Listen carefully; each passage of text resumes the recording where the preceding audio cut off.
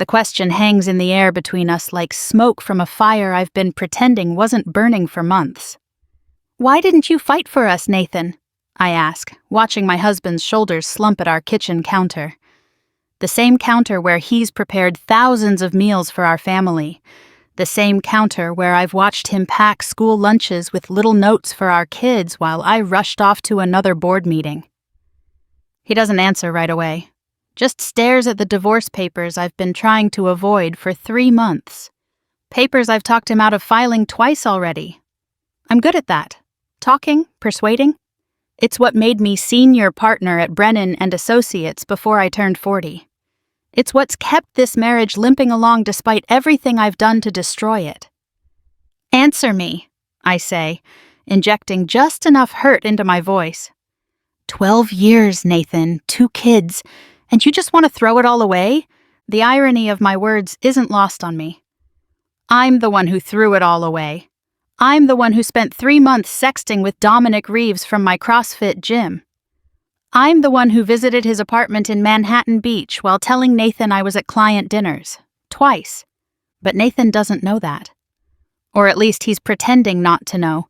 Sweet, trusting Nathan who still brings me coffee in bed, even though I can barely look at him anymore. Who still does my laundry even though I've been washing my gym clothes separately so he won't smell another man's cologne. "Miranda," he finally says, and his voice sounds so tired.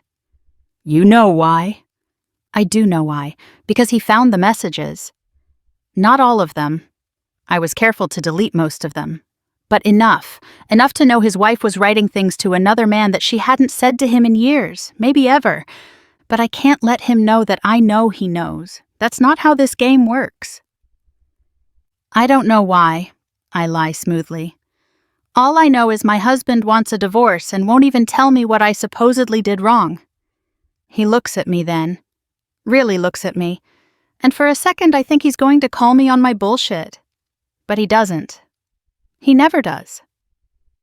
That's always been the problem with Nathan. He's too nice. Too willing to doubt himself. Too easy to manipulate. "You weren't happy," he says quietly. "I could feel it. You were pulling away." "So your solution is divorce?" I shake my head, letting a single tear roll down my cheek. I learned long ago that one tear is more effective than many. Without even trying to fix things? "I suggested counseling," he reminds me. 3 times. "I've been busy with the Patterson merger," I say automatically. "You know how important that is for my career." "Your career. Always your career. Never our family, never us." But Nathan doesn't say that. He just nods like he always does. Accepting, understanding, accommodating. God, I hate him for it. No, that's not right. I don't hate Nathan. I hate what he represents. The life I'm supposed to want. The perfect house in Brentwood with the perfect husband who cooks organic meals and helps with homework and remembers every anniversary.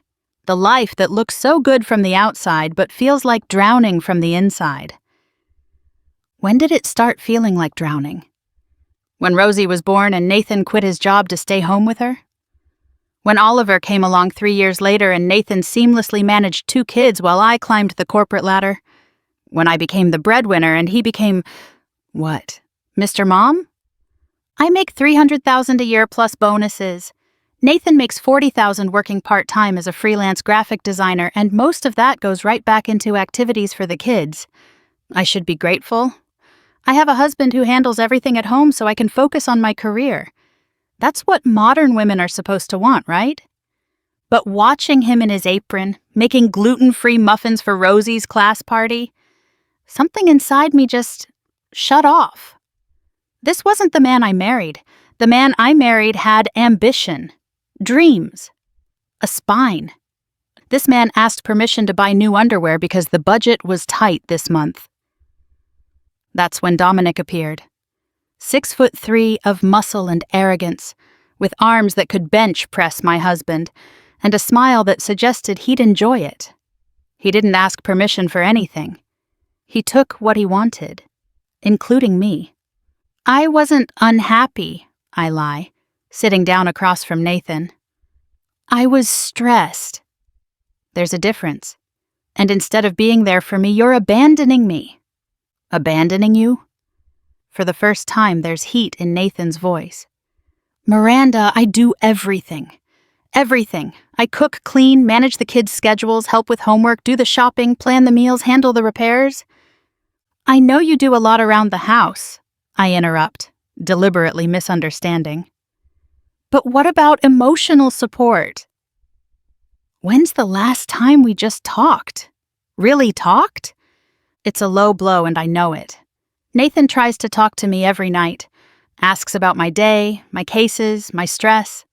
I'm the one who brushes him off, claims exhaustion, scrolls through my phone while he speaks. My phone, where Dominic's messages wait like little bombs. Can't stop thinking about last week. When can I see you again? Your husband doesn't deserve you.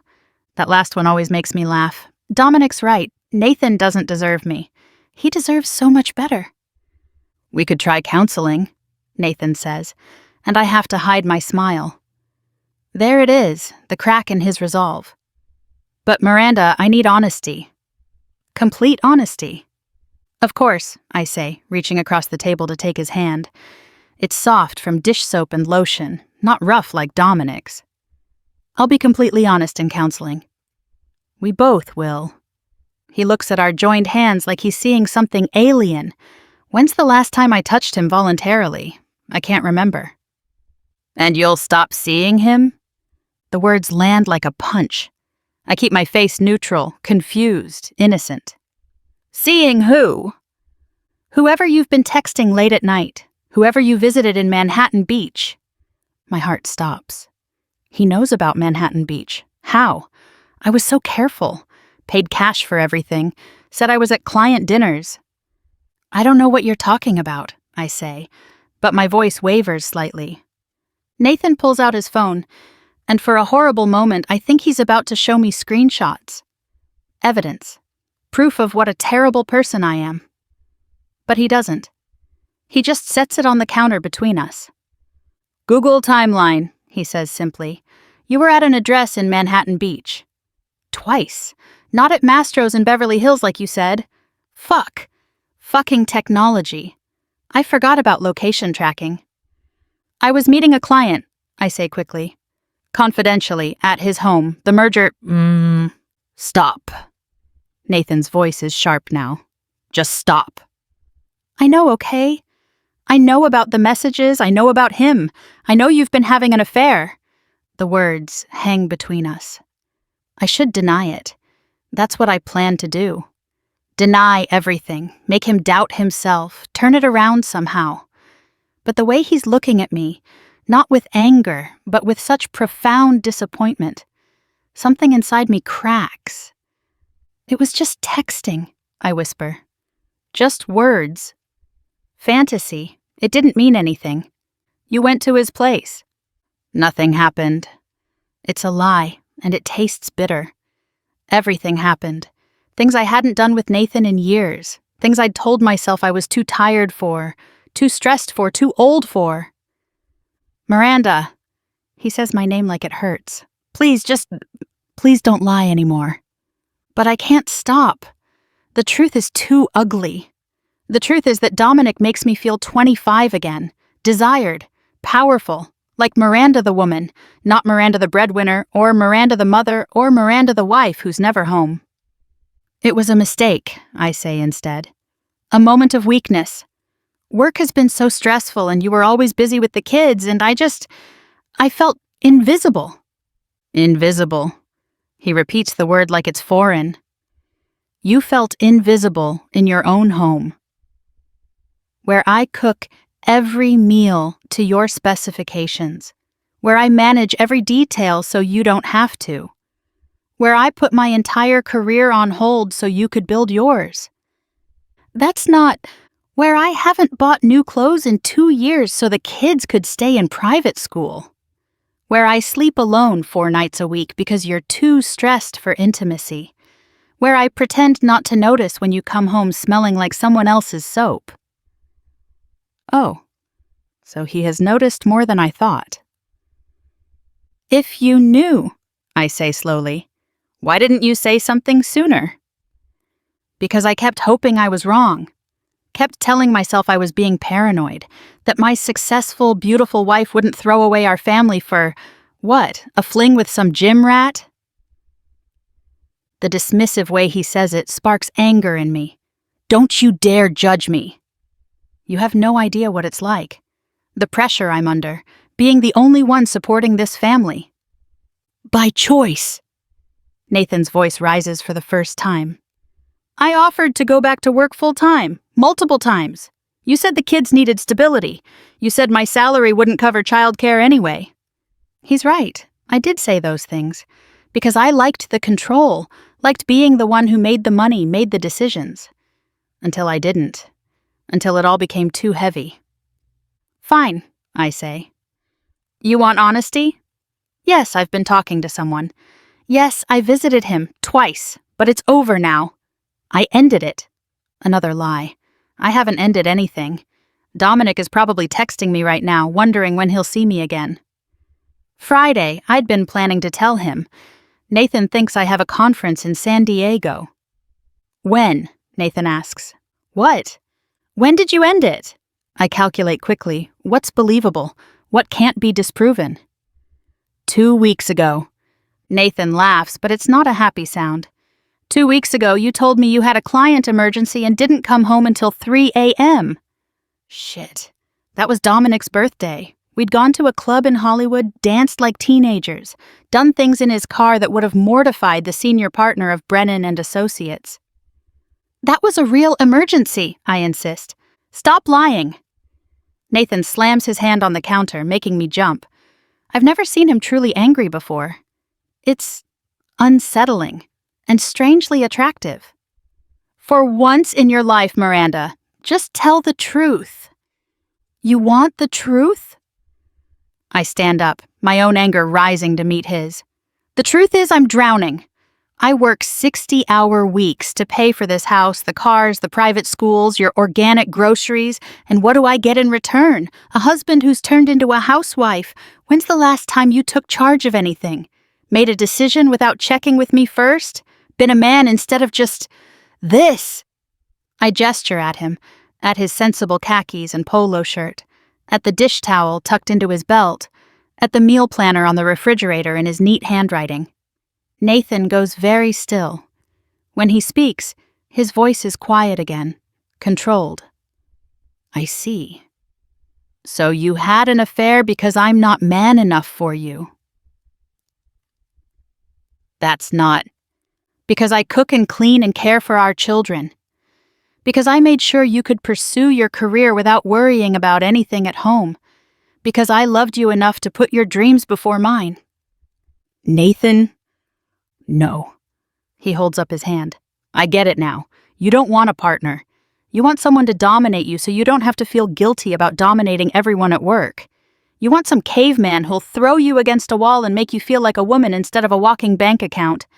His accuracy is terrifying. That's exactly what Dominic does. Makes me feel small, delicate, feminine. Makes me forget that I'm Miranda Kelleher, senior partner. Makes me just Miri, the girl who used to dance on tables in college and do body shots with strangers. Is that so wrong? I ask quietly. To want to feel desired? I desire you, Nathan says. I've always desired you, but you haven't let me touch you in months. Every time I try, you have a headache or you're too tired or you need to review briefs. Because I am tired. Because I do have work. Because someone has to pay for all this. I gesture around our beautiful kitchen with its marble countertops and professional-grade appliances that Nathan uses to make elaborate meals I'm rarely home to eat. I never asked for all this, Nathan says. I was happy in our condo in Culver City. You're the one who needed the big house, the right zip code, the status symbols. He's right again. I hate that he's right. So what now? I ask. You want a divorce because I'm successful? Because I provide for my family? I want a divorce because you're having an affair, Nathan says simply. Because you lie to me every day. Because you treat me like an employee instead of a husband. Because our kids are starting to notice that mommy only shows up for the Instagram moments. That last part stings. Don't bring the kids into this. They're already in this, Miranda. Rosie asked me last week why you never come to her recitals anymore. Oliver thinks you don't like his drawings because you barely glance at them. I'm building a future for them. No, you're building a future for you, one that apparently doesn't include us. We stare at each other across the kitchen island. My kitchen island, in my house, bought with my money. But filled with his cooking, his presence, his quiet competence that I used to love and now resent. I'll fight you, I say quietly. If you try to divorce me, I'll fight for full custody. You can't provide for them. You can't even provide for yourself. It's cruel, and I know it. The kind of negotiation tactic that makes me lethal in boardrooms. But Nathan doesn't flinch. Go ahead, he says. Tell the judge how the stay-at-home parent who's raised them since birth, who knows every teacher, every friend, every allergy and fear and dream, isn't fit to have custody. See how that goes? My stomach drops. He's done research. Sweet, passive Nathan has actually consulted a lawyer. You'd get alimony, I say, switching tactics. Child support, half of everything. Is that what this is about? Money? This is about Rosie and Oliver growing up in a home where at least one parent isn't lying every day, where they can see what a healthy relationship looks like, even if it's not with their mother. So you'd poison them against me? I'd never speak badly of you to them. Nathan's integrity, even now, makes me feel small. But kids aren't stupid. They already know something's wrong. They see how you are around me. Cold, dismissive, like I'm the help. I don't. You handed me a credit card at Rosie's birthday party and told me to deal with the cake situation, in front of other parents, in front of our daughter. I remember that. The cake was wrong. Chocolate instead of vanilla. I was annoyed, stressed from a deposition that had run long. But the way he says it makes it sound so much worse than it was. I was upset. The baker messed up. And your first instinct was to treat me like your assistant. You're twisting things. Am I? What about last month when you introduced me at your company party as the one who keeps the home fires burning? Not your husband, not even by name, just the help. It was a joke. Was it? Because nobody laughed. These small humiliations he's cataloged. I didn't realize he'd been keeping score. Fine, I say. We'll go to counseling. Work on communication. I'll try harder. Will you stop seeing him? The question sits between us like a landmine. Can I stop seeing Dominic? Stop feeling alive, desired, young? Go back to being just another married woman in yoga pants picking up groceries? Yes, I lie. Nathan studies my face. I want to believe you. Then believe me. We can fix this. For the kids, don't. His voice is sharp. Don't use them as leverage. That's exactly the kind of manipulation that... Manipulation?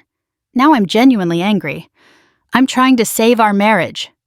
No, you're trying to save your comfortable situation. You like having a house husband who handles everything while you play career woman during the day and whatever it is you do with him at night. I told you, it's over. Show me your phone. The demand catches me off guard. What? If it's over, show me your phone. Show me the messages where you ended it. My phone burns in my pocket. Dominic's latest text arrived 20 minutes ago. Stop ignoring me, baby. You know you can't stay away. That's an invasion of privacy. Privacy, Nathan laughs bitterly. You gave up the right to privacy when you started fucking someone else. The crude word from his mouth shocks me. Nathan doesn't talk like that, ever. Don't be vulgar. Vulgar? You want to know what's vulgar? Vulgar is coming home with another man's marks on your body and expecting me not to notice. Vulgar is lying to your children about where you are at night. Vulgar is... Stop. I can't hear this. Can't face the ugly truth of what I've become. Just stop. Please. Nathan deflates. The fight goes out of him as quickly as it came. I'm tired, Miranda. So tired of pretending, of walking on eggshells, of being grateful for scraps of affection. I do love you, I say, and for once it's not entirely a lie. I do love Nathan, just not the way a wife should love her husband. I love him the way you love a reliable car or a comfortable pair of shoes, dependable, familiar, but not exciting, never exciting. No, he says sadly. You love what I do for you. There's a difference. So what do you want? To throw away 12 years because I made one mistake? I want to be happy, he says simply. I want our kids to see what a healthy relationship looks like. And I want you to be honest for once in your life. I am being honest. Then say it. Say, I had sex with another man. The words stick in my throat. Saying them makes them real. Makes me the villain in this story instead of the overworked wife who made a mistake. It's not that simple. It's exactly that simple. Nathan picks up the divorce papers. You had an affair. You're probably still having it, and I'm done pretending otherwise. You can't just decide that unilaterally. Watch me. He stands up, tucks the papers under his arm. I'll stay in the guest room tonight. Tomorrow we'll tell the kids we're taking some time apart. I won't poison them against you, but I won't lie for you anymore either. Nathan, please. I stand too, panicking now. This isn't how it was supposed to go. He was supposed to cave, like always, accept my excuses, like always. Think about what you're doing. You have no money, no full-time job, no way to support yourself, let alone the kids. My lawyer says differently. The words are quiet, but they land like bombs. Turns out being the primary caregiver for 8 years counts for something, especially when the other parent works 60 hours a week and has been having an affair. You can't prove that. Your Google timeline puts you at the same address in Manhattan Beach multiple times. The credit card you think I don't know about shows hotel charges. The Victoria's Secret purchases that never made it to our bedroom. He ticks off evidence on his fingers. Would you like me to continue? I sink back into my chair. He knows. He's known all along. Every lie, every deception, every betrayal cataloged and filed away. How long? I ask weakly. How long have you known? 3 months? Since the first time you came home smelling like cologne that wasn't mine. 3 months. 3 months of smiling at me over breakfast, packing my lunch, kissing me goodbye, all while knowing I was betraying him. Why didn't you say anything? I kept hoping I was wrong. Kept hoping you'd realize what you were risking and stop. He shrugs. I gave you every opportunity to come clean, to choose us. You chose him instead. I choose you now. I try desperately. I choose our family. No, you choose convenience. You choose having someone to manage your life while you live as you please. He heads for the door, then pauses. Oh, and Miranda? My brother knows a judge. Says you're looking at alimony, child support, and I keep the house since I'm the primary caregiver. So maybe think about that before you threaten me again. And then he's gone, leaving me alone in my beautiful kitchen that suddenly feels like a prison. I pull out my phone. 3 texts from Dominic. A missed call. I should delete them, block his number. Prove to Nathan that I'm serious about fixing things. Instead I type, can you meet tonight? Because the real truth that I'll never admit to Nathan, is that I don't want to fix things. I want to fix things. There's a difference. I want to be the woman who values her devoted husband and beautiful children above all else. The woman who finds fulfillment in family dinners and school plays and anniversary celebrations. The woman Nathan deserves. But I'm not that woman. I'm the woman who feels alive only when Dominic's hands are in my hair, when I'm sneaking out of his apartment at 2 a.m., when I'm lying to everyone about where I've been. I'm addicted to the danger, the deception, the thrill of being someone else. Be there in 20, Dominic replies. I delete the text, grab my keys, and head for the door.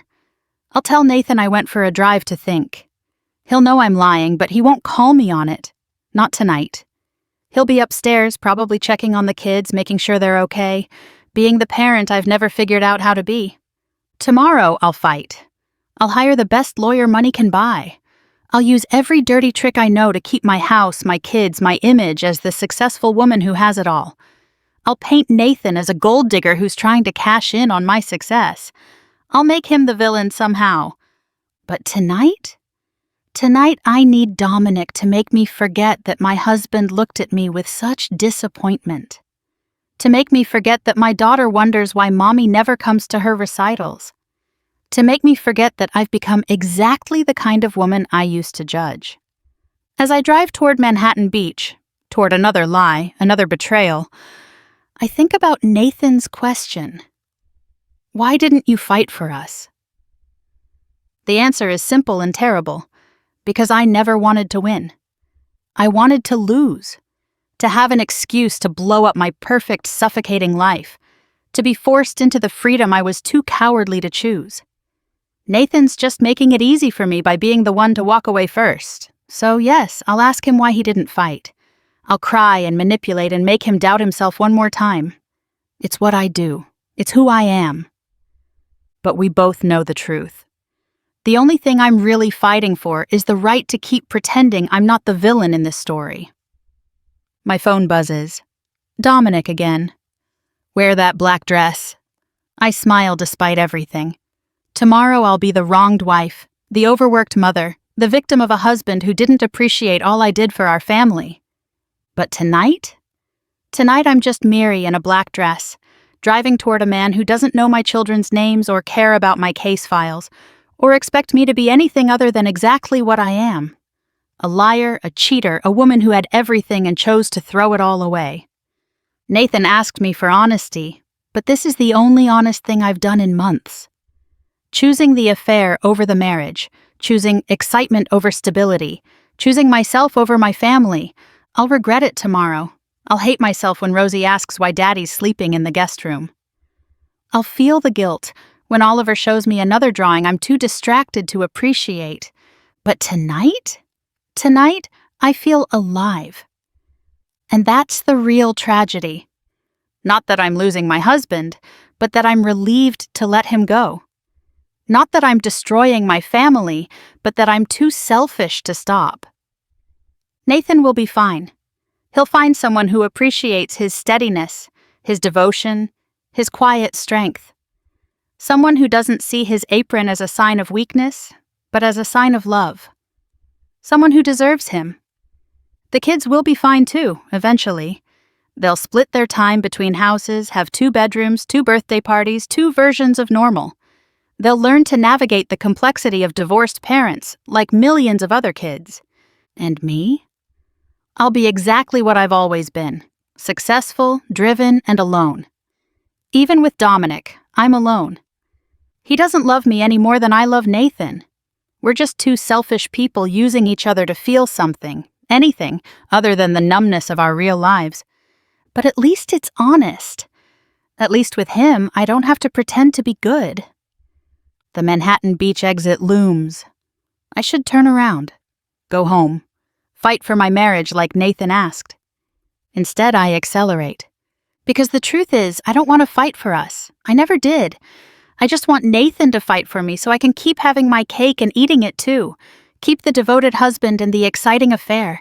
Keep the stability and the danger. Keep pretending I'm not the bad guy. But Nathan's done fighting. Done enabling, done being the only one trying to save something I'm actively destroying. Good for him. And God help me. I don't even feel sorry yet.